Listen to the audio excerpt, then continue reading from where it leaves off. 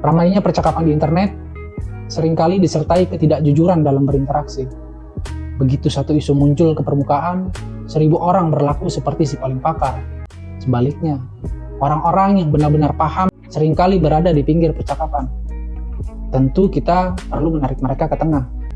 Kehadirannya akan menjadi pemandu yang baik agar percakapan yang sedang mengemuka memiliki kesahihan dan terhindar dari segala kesesatan.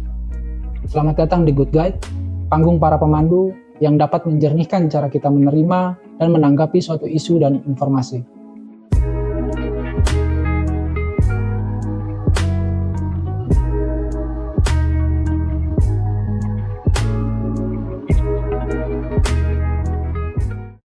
Bagi banyak orang, pernikahan adalah impian yang baik, impian yang positif, impian yang memang selalu dinanti. Tapi belakangan ini, kurang lebih sekitar 1 bulan terakhir, percakapan di media sosial dan juga di beberapa platform user generated content muncul fenomena marriage is scary atau muncul tren ketakutan dalam berumah tangga atau menikah. Mungkin teman-teman Compassioner juga sudah mengetahui atau bagian dari percakapan tersebut. Nah, pada kesempatan episode Good Guide yang kedua ini, saya akan membahas dan juga mengulas tentang fenomena yang terjadi di media sosial yang belakangan masih terus menjadi tren yang terus mengemuka. Saya tidak sendiri, bersama saya sudah ada Mbak Silvani Dianita, seorang psikolog dan juga seorang compassioner yang aktif menulis tentang hal-hal terkait psikologi, baik itu psikologi remaja dan lain sebagainya. Nah, hari ini kita akan banyak ngobrol terkait fenomena marriage is scary.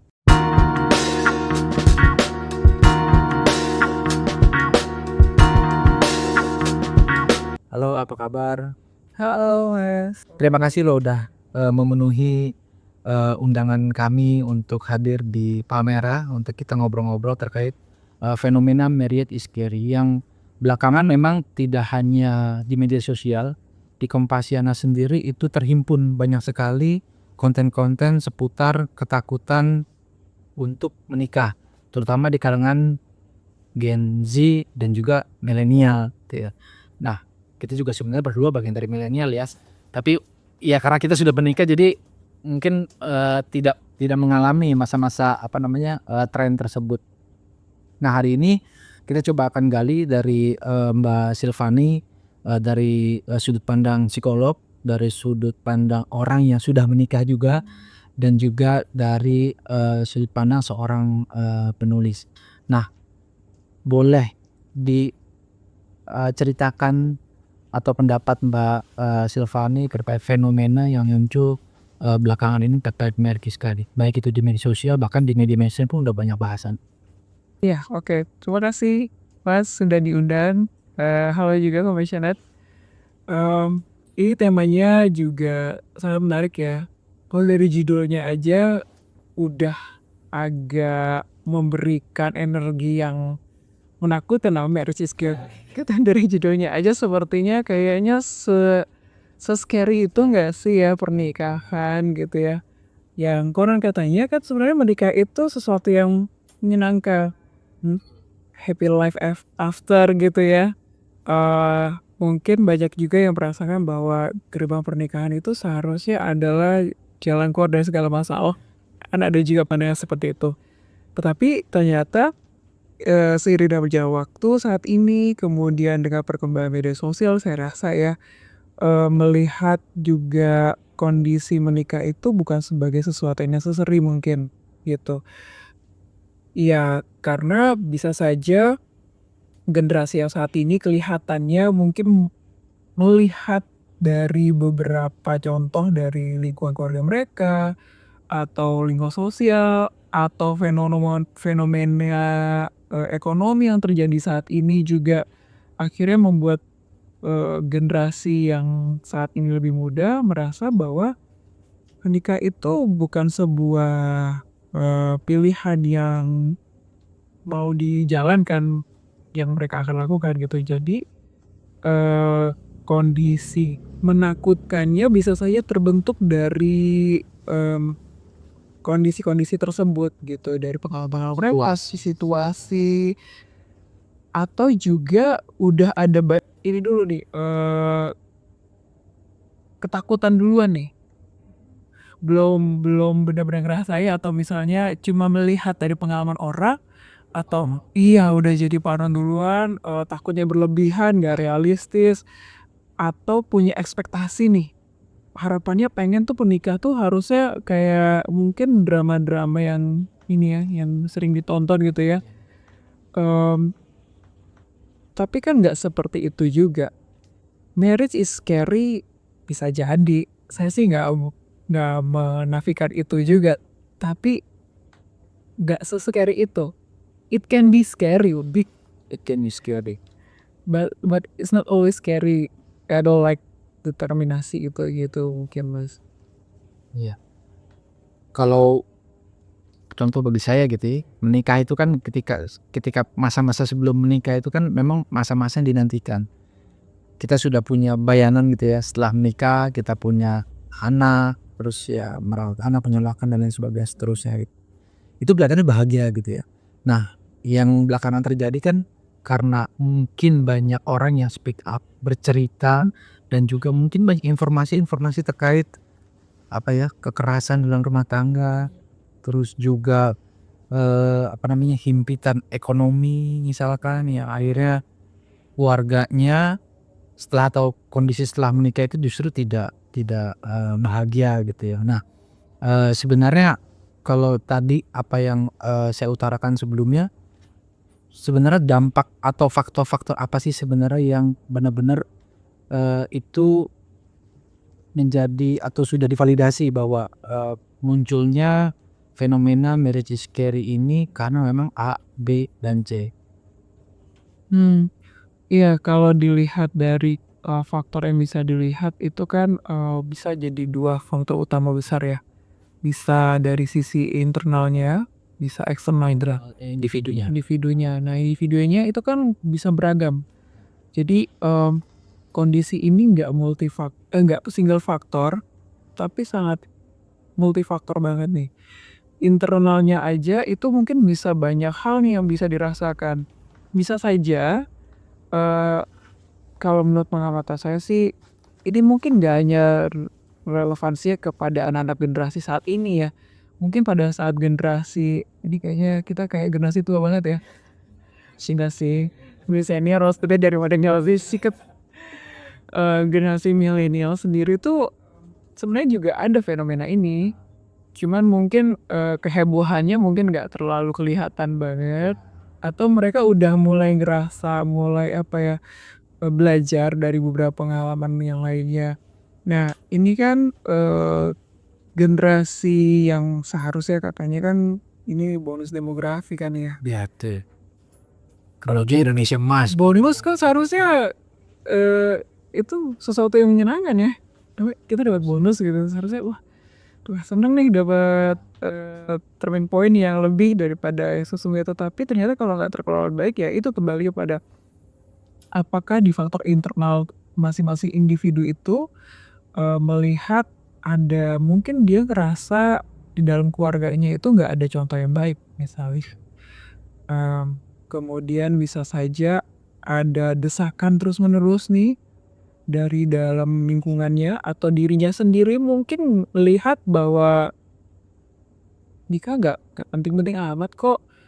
Misalnya juga ada ngerasa saya nggak menikah juga bisa survive juga, misalnya gitu kan. Itu ada cara pandang secara seperti itu. Eksternalnya ya tentunya ragam informasi yang mereka hadapi saat ini kan gempuran media sosial.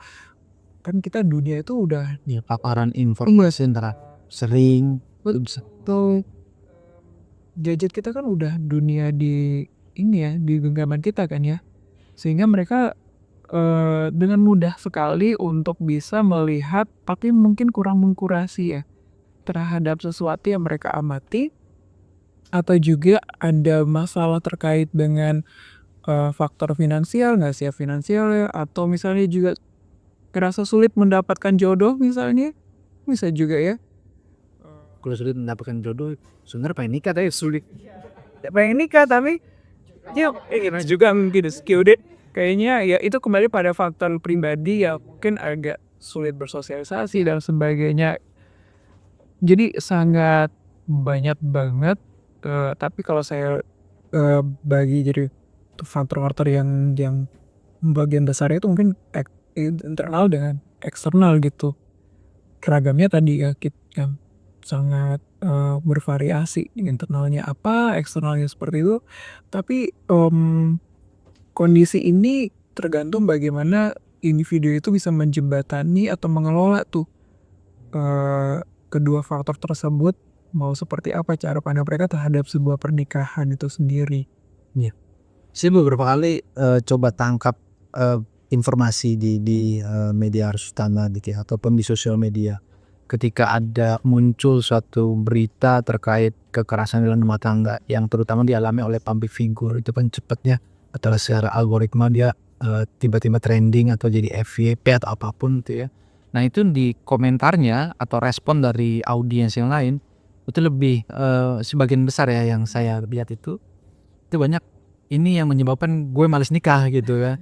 Ini yang jadi pertimbangan gue nggak atau belum punya calon suami sampai sekarang misalkan kayak gitu. Terus yang kedua adalah faktor ekonomi, ngelihat ya nggak tahu ya ekonomi di pedesaan, di perkotaan ini seperti apa, dan juga fenomena apakah fenomena ketakutan menikah gini ada juga sampai ke pelosok-pelosok gitu ya. Karena yang ya mungkin udah sampai sana karena pengguna sosial media di Indonesia kan ya hampir setara dengan jumlah populasi di Indonesia gitu ya jumlahnya.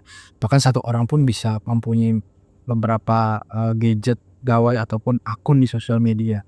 Nah kalau melihat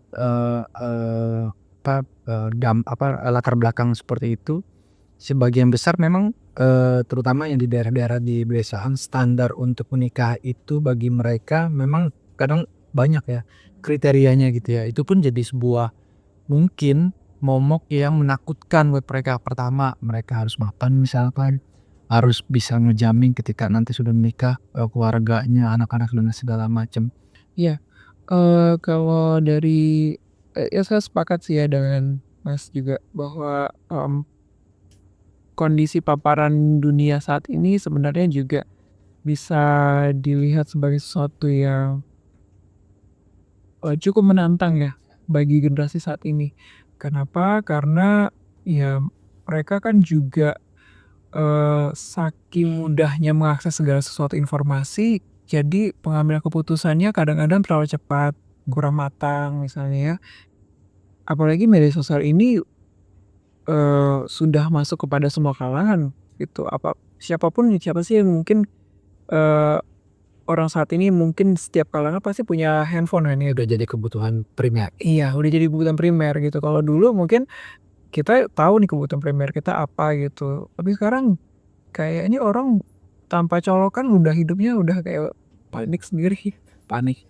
Tanpa internet misalnya. Nah, apalagi ya dengan kondisi ini ditambah lagi kita tidak hanya terbagi menjadi berdasar asal demografinya aja.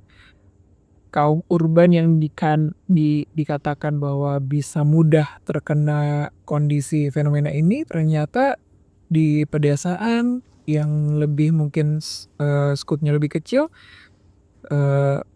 juga ada kondisi ini gitu. Ataupun mereka sudah menikah, terkadang mungkin usia pernikahannya nggak lama misalnya. Karena ya tadi ekspektasinya udah kurang realistis gitu, atau mereka melihat dari contoh teladan yang mereka anggap sebagai panutan itu mengecewakan. Ini udah Mas sebutkan ya, karena terlalu bergelut di dunia sosial, media sosial, terus akhirnya mempengaruhi nih cara pandang mereka gitu. Tapi tidak mengizinkan diri sendiri supaya lebih genuine, terus gimana bisa belajar terhadap kondisi-kondisi masa lalu supaya bisa berhenti di mereka gitu. Nah ini kan mereka perlu diberikan edukasi yang tepat juga terhadap media sosial juga seharusnya juga bisa memberikan pembelajaran yang seimbang gitu. Bahkan data dari Badan Statistik aja mengatakan mulai ada penurunan tren ya kondisi orang yang mau menikah dibandingkan dari beberapa tahun lalu. Dengan kondisi saat ini cukup signifikan gitu. Angkanya Angkanya menurun. tuh cukup menurun gitu ya. Ya kalaupun cepat menikah ya biasanya ya mungkin nggak bertahan lama gitu. Atau mereka ngerasa ya ngapain harus nikah misalnya. Nah itu salah satu faktornya adalah biasanya public figure ya. Ada masalah dalam rumah tangganya, tiba-tiba perceraian di lingkungan atau di di ranah public figure gitu ya. Itu kan jadi hal yang saya bilang sih lumrah gitu ya, sering terjadi, dan itu karena di blow up juga gitu ya. Itu banyak juga tuh dari situ yang ya itu takut, tapi mereka peduli ya terkait status perceraian yang mungkin kadang seasonal, tiba-tiba angkanya naik. Waktu itu di tahun ini kalau masalahnya atau di tahun lalu itu ada akhir masa-masa COVID itu ada kelompok perempuan berumah tangga, ibu-ibu gitu ya, rame-rame ke mana, ke kantor urusan agama ya, kalau saya di KUA. Dia ya itu banyak yang mengajukan bercerai, tapi kan faktornya karena ekonomi waktu itu. Nah bisa jadi ya itu juga salah satu yang mempengaruhi tiap individu gitu ya, untuk ya dia akhirnya desakan-desakan dari keluarga atau lingkungan ya dia defensif atau balik melawan gitu ya. Nah kalau dari point of view psikolog, kira-kira dampaknya itu akan bahayakah gitu ya buat setiap individu secara mental misalkan, atau itu bisa berpengaruh juga atau berdampak juga buat lingkungan sekitar, terutama di keluarganya orang yang memutuskan atau memilih untuk tidak menikah? Iya, kita bisa lihat dari beberapa aspek yang bisa kita cermati ya. Kalau misalnya fenomena ini cukup tinggi animonya, kemungkinan besar ya artinya regenerasi terhadap sebuah kelangsungan kehidupan keluarga, artinya itu menjadi mulai terbatas gitu ya. Kemudian bisa juga proses untuk bisa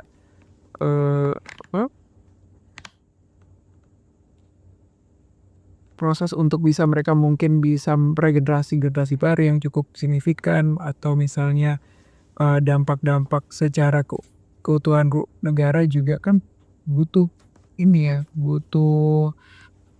pembaharuan dari masyarakatnya, atau juga dampak-dampak signifikannya ya terhadap kondisi kesehatan mental ya. Jadi menempatkan sebuah pernikahan itu bukan sebagai sesuatu yang jalan yang menyenangkan bagi mereka. Sudah ada pandangan yang cukup ada mental blocking mungkin ya terhadap kondisi itu, dan ini kan pandangan ini agak menyulitkan ketika nanti mereka berinteraksi sosial. Mereka cukup apatis atau a priori terhadap masalah-masalah fenomena pernikahan, padahal kan sebenarnya nggak se-scary itu gitu, tapi it can be scary tadi ya kalau misalnya nggak mereka kelola dengan baik gitu. Nah kalau bicara dampak tadi, kalau dari point of view-nya psikolog itu lebih ke ya mental block dan segala macam buat tadinya. Nah memang kalau untuk buat negara sendiri sebenarnya kan juga kita udah lihat ya, Jepang, Korea yang belakangan mungkin udah beberapa tahun terakhir itu mereka berlomba-lomba mengajak anak-anak muda atau orang-orang itu untuk tinggal di sebuah desa yang sepi, yang memang itu dampak dari menurunnya tingkat pernikahan di kedua negara tersebut yang dekat ya, di Korea dan Jepang, yang diproyeksikan itu akan berpengaruh ke kesejahteraan atau peningkatan ekonomi di negara tersebut.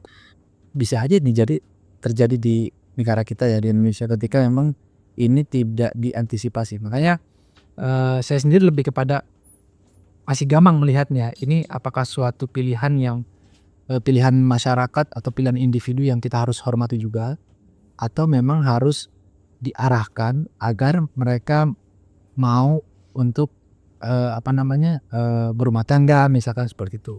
Mbak Silvani ngelihatnya seperti apa? Karena bisa jadi berpotensi gitu ya, mungkin setelah tahun 2045, sekarang kan masih eranya masa-masanya bonus demografi ya, usia produktif itu banyak gitu ya, yang salah satunya menyebabkan ekonominya masih stabil meskipun banyak distraksi ekonomi dari daily global gitu ya. Mbak Silvani lihat itu gimana?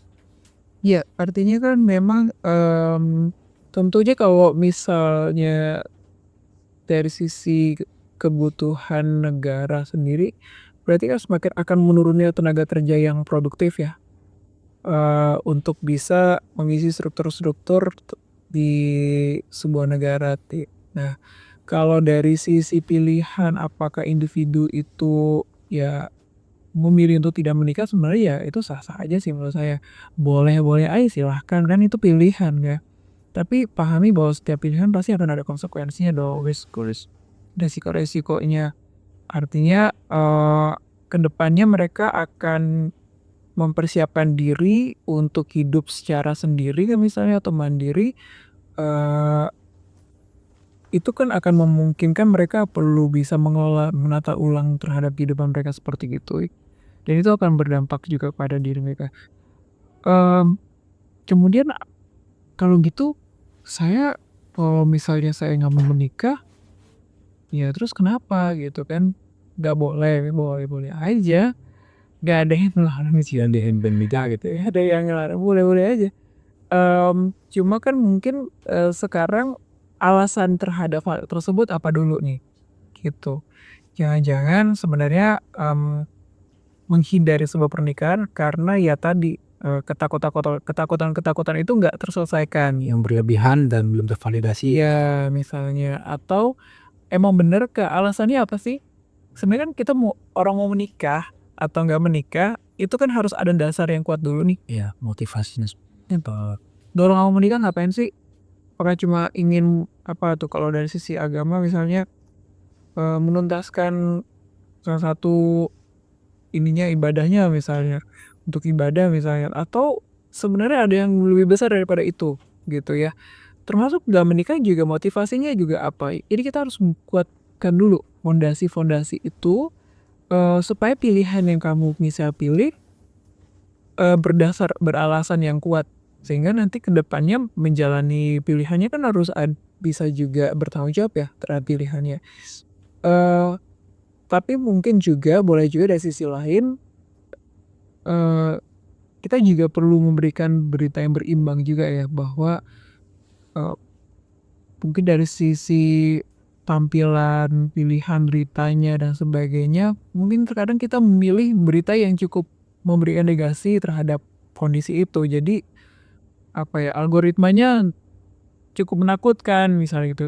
Coba mungkin kita juga berikan berita-berita berimbang seperti saat ini misalnya, bahwa pemahaman terhadap sebuah konsep pernikahan itu nggak sesempit yang kita bayangkan. sejauh ini masih kurang. Seperti masih kurang gitu ya. Atau misalnya akses yang mereka gunakan itu terhadap pernikahan mungkin kebanyakan yang terlalu negatif misalnya. Atau penggunaan pemilihan platform ya bisa jadi. Oh ya mungkin. Saja. Anak-anak sekarang siapa yang baca website berita misalnya? Jarang kan? Ya mungkin harus masuk ke ekosistemnya mereka yang mereka main di sana, misalkan ke TikTok, misalkan atau ke Instagram. Ya, karena saya nggak terlalu sering buka TikTok terutama gitu ya. Itu lumayan masif tuh belakangan gitu ya, kemarin saat masa-masa puncak tren itu ya. Tapi ya di mainstream media atau mungkin di platform-platform lain yang sifatnya text based misalkan, itu kan nggak terlalu banyak juga gitu ya. Bahkan kalau di media entertainment kan justru yang bad news is good news, misalkan yang perceraian itu yang misalkan ya kekerasan rumah tangga misalkan, ini pribadi ya, jarang sekali mungkin ya yang si keluarga ini sangat bahagia akhirnya dengan dia setelah menikah begini. Kayaknya ya mungkin 1 dari 10 gitu ya. Karena ya mungkin nggak tahu Mbak Silva nih merasa gitu juga. Kalau saya sih merasa seperti itu kali ya. Ya mungkin kalau dari pandang saya kasus-kasus public figure itu sebenarnya kasus yang biasa ya. Mereka kan juga sama seperti kita juga, bedanya kan mereka terkenal gitu ya, Disorot. dikenal. Terus memang dari sisi berita mereka mungkin menjual gitu. Tapi mereka kembali lagi di masyarakat ya, mereka manusia biasa yang menjalani kehidupan yang ya kita nggak tahu gimana latar belakang mereka, seperti apa yang mereka rasakan. Tapi karena kita kurang bijak terhadap mengelola informasi yang kita terima, akhirnya membentuklah sebuah opini yang cukup cukup cepat gitu. Bisa membuat persepsi gitu. Iya, gitu. Jadi merasa bahwa public figure itu sebagai idol atau panutan yang ya akan menentukan kehidupan masing-masing diri kita. Padahal mereka sama sih seperti kita juga ya, punya kehidupan yang berbeda-beda. Kenapa nggak kita lihat juga ada juga tuh public figure yang mungkin usia pernikahannya cukup lama, masih bertahan, dan nikah itu memang Bisa jadi contoh positif. iya bisa jadi contoh positif, dan nikah itu memang bukannya selalu baik-baik aja. Ya, kita mau pergi kemana-mana aja selalu menemui jalannya macet kok. Apalagi jalan kehidupan. Selama masih bernafas tidak akan lepas dari masalah. Iya, tapi kita mau belajar nggak Ya. gitu. Artinya kita mau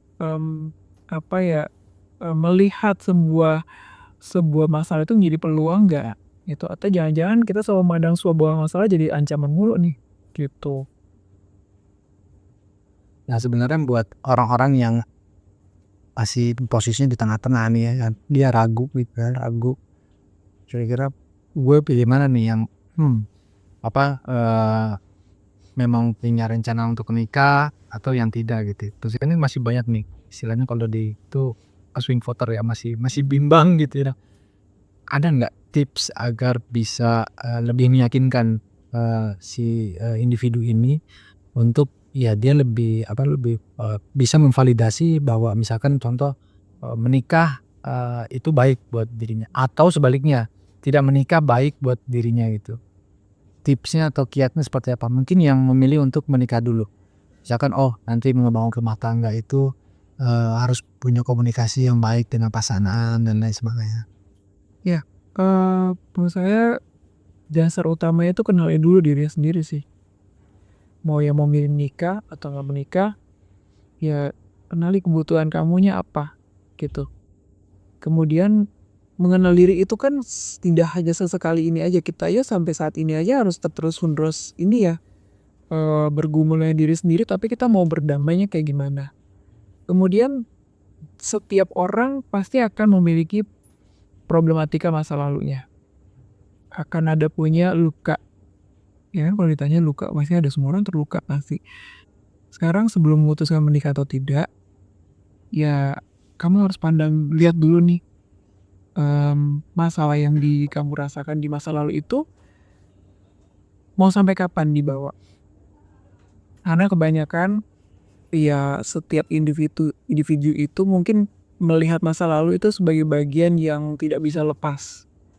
Saya hidup saat ini adalah bagian dari masa lalu saya. Yes, true. Tapi kamu kan punya pilihan. Kamu punya pilihan gak untuk menghentikan segala sesuatu yang kurang baik di masa lalu, atau kamu meneruskan yang baik di masa lalu. Karena masa kita saat ini kan pilihan kita untuk menentukan ke depannya. Jadi kita punya hak prioritas kita, hak prerogatif diri sendiri kan ada ya. Izinkan aja. Yang berikutnya, ketika kalau mau memutuskan menikah, berarti motivasinya sudah cukupnya apa? Kecukupan motivasinya apa? Hanya ingin ya udah karena udah pacaran lama nikah deh gitu enggak? Atau lebih cukup di rumah sakit misalkan. iya, kalau gitu mending cari aja apakah sesederhana itu, atau memang untuk mau mencari partner of life yang bisa saling menguatkan, mendukung dan sebagainya, Karena rumah tangga menurut pandangan saya itu kayak bahtera kan. Bahtera yang dilepas di laut lepas, yang kita nggak tahu nih besok ada ombak atau gimana tuh, hari ini juga ada ombak, tapi kan bangun dulu bahteranya. Jangan kita bangun di atas pasir. Rumah tangga jangan dibangun di atas pasir yang tiba-tiba nanti ada ombak menerpa gitu ya, udah nggak dari atas. Tapi bangun fondasi yang kuat, komitmennya apa, ya terus ya, dan kehidupan rumah tangga itu adalah kehidupan belajar yang seumur hidup seperti enzim kita sendiri. Pun bagi mereka yang nggak menikah juga sama sebenarnya. Ketika kamu udah selesai dengan mengelola masa lalu, membantu diri sendiri, pilihan kamu untuk nggak menikah itu aja adalah sebagai bagian yang harus kamu tanggung jawabin. Gitu. Jangan sampai nanti kita bawa karena ini nih kemarin saya nggak nikah. Atau tidak penyesalan. Iya, karena orang tua saya sih kemarin soalnya nggak memberikan contoh yang baik, bercerai. Ada lagi misalnya orang bercerai juga belum tentu juga negatif loh misalnya. Ya. Mungkin cara berpisah atau menjadi sesuatu yang baik, misalnya seperti itu.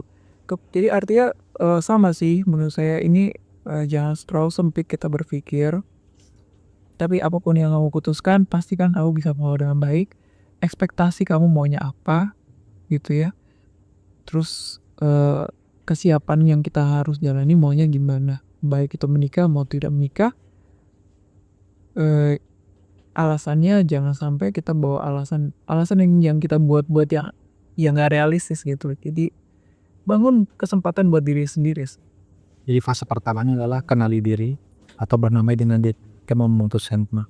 Dan mungkin salah satunya juga kita harus pintar-pintar memilah dan memilih informasi yang kita konsumsi, ya. Yang karena itu kan juga faktor yang cukup besar yang mempengaruhi banyak orang. Contoh kalau di ilmu marketing kan paparan-paparan gitu kan itu lumayan efektif ya, kayak sampai orang beli atau mungkin industri tertentu. Ya. Fase-fase itu mungkin juga jadi penting juga ya, bagaimana caranya kita ya mengelola sosial media kita, cara kita berinteraksi baik gitu di sosial media ataupun di secara nyata gitu ya. Nah, ini kan sebagai orang yang secara psikologis memahami dan tahu ya cara bagaimana caranya kita berdamai dengan diri sendiri atau fase-fase baik. Nah, bagi orang-orang yang memang itu kesulitan untuk mengakses, dia dengan susah lah berdamai dengan diri sendiri, dia butuh support nih dari orang lain gitu ya. Selain dia harus ketemu psikolog nggak mungkin ya kan, nggak semuanya punya akses ke sana gitu ya. Itu cara-caranya itu seperti apa? Ataukah memang kita harus membatasi lingkaran di pertemanan kita gitu ya, atau pilih orang-orang yang mungkin sudah memberikan contoh baik orang yang udah berumah tangga ataupun orang-orang yang memang sudah benar-benar menentukan pilihan untuk tidak menikah, tapi ya dia juga bisa memberikan contoh yang tidak tidak merugikan orang lain dan itu nyaman buat diri dia sendiri. Yes, jadi saya pengen kasih jawabannya konsultasi sih sebenarnya. Karena untuk bisa kita mencoba mendamaikan diri sendiri bukan berarti kita berantem ya sama diri sendiri. Tapi butuh juga sih Mengenali diri sendiri loh. Iya, butuh juga mungkin seorang profesional yang bisa untuk mengurai nih sekelumit kayak kekusutan pikiran itu kan banyak ya. Apalagi kehidupan semakin dewasa katanya semakin kusut ya. Makanya jangan dewasa.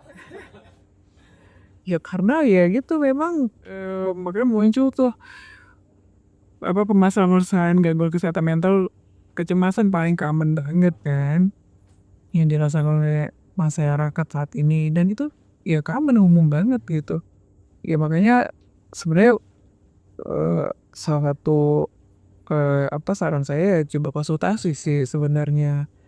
Konsultasi saat ini kan sebenarnya nggak harus tatap muka juga. Banyak dipermudah. Iya, banyak kalau dipermudah, misalnya kamu bisa via online kalau misalnya butuh tatap muka sama psikolognya bisa kok. Platform itu banyak, kamu akses, nggak perlu saya sebutin di sini. Banyak banget. Terus selain itu setelah konsultasi kehidupan kita nggak selesai di konsultasi. Kerja sama dulu, diproses dulu di dalam diri sendiri. Setelah setelah mungkin konsultasi, atau kamu cari kita boleh loh milih teman. Kita boleh kan katanya boleh berteman sama siapa aja. Menurut hemat saya berteman dengan siapa aja, tapi kita boleh pilih teman kok. Gitu. Ya, tapi kan pertemanan jangan milih-milih. Menurut saya harus milih. Kita mau pakai apa hari ini aja kita milih. Ya kan? Jadi pemilihan itu gunanya untuk memberikan batasan yang cukup sehat buat diri sendiri. Kalau nggak kita beri batasan sehat, kita terlalu banyak nanti nggak bisa menentukan mana yang harus kita filter. Nah, nanti kalau udah dilakukan itu, maka kamu akan bisa mencoba mengelola kapasitas kamu dengan baik gitu. Supaya katanya lebih mindful kan ya. Lebih healthy by inside maupun outside gitu. Jadi tahapannya itu sangat berjenjang. Jangan juga kalau kita punya masalah langsung heboh, pengen langsung terminasi, langsung selesai, pengennya padahal kehebohan masalahnya udah berlarut-larut gitu. Tapi pengen selesai dalam 1 jam ketemu sama psikolog ya. Kan kita bukan tukang sulap ya misalnya. Jadi berproseslah terhadap setiap masalah apapun juga gitu. Karena saat ini saya lihat juga generasi saat ini mungkin pengennya cepet, instan, langsung selesai masalahnya hari itu juga. Yang menyelesaikan bukan diri sendiri tapi harus orang lain. Makanya ngobrol sama orang ya kalau nggak benar milik nanti salah nasihat. Ya. Kitanya juga kalau kita nggak punya filter, kita nggak bisa menentukan diri kita sendiri. Ini butuh proses harus diproses sampai kita konsultasi ke pakarnya pun ya ada prosesnya gitu. Itu nggak bisa instan. Yang penting gimana caranya kita menguasai diri kita sendiri ya. Kita berdamai dan nah terakhir sebagai di luar profesi sebagai psikolog atau berantau humas di kementerian, Mbak Silvani sejauh ini ada nggak yang bisa di-sharing setelah menikah itu sebenarnya baik-baik saja kah atau gimana gitu? Ya, to be honest sih konsep baik-baik itu bukannya tanpa masalah gitu ya. Karena orang mungkin berpahaman bahwa baik itu so far so good, everything is smooth, gak gitu. Banyak kok kerikil-kerikilnya, bahkan mungkin gak hanya kerikil, batu besar, ombak dan sebagainya. Tapi kan kita udah milih pasangan kita nih, kan gak kita bisa retur ya. Terus kita retur, atau kita harus tahu batasan prinsip kita kayak gimana. Memang butuh komunikasi kan. Pasangan kita kan juga manusia juga yang nggak bisa misalnya harus kamu ngertiin saya dong, cuma cukup lihat kebiasaan saya, nggak gitu. Komitmen dan komunikasi itu harus tetap diberikan setiap hari gitu.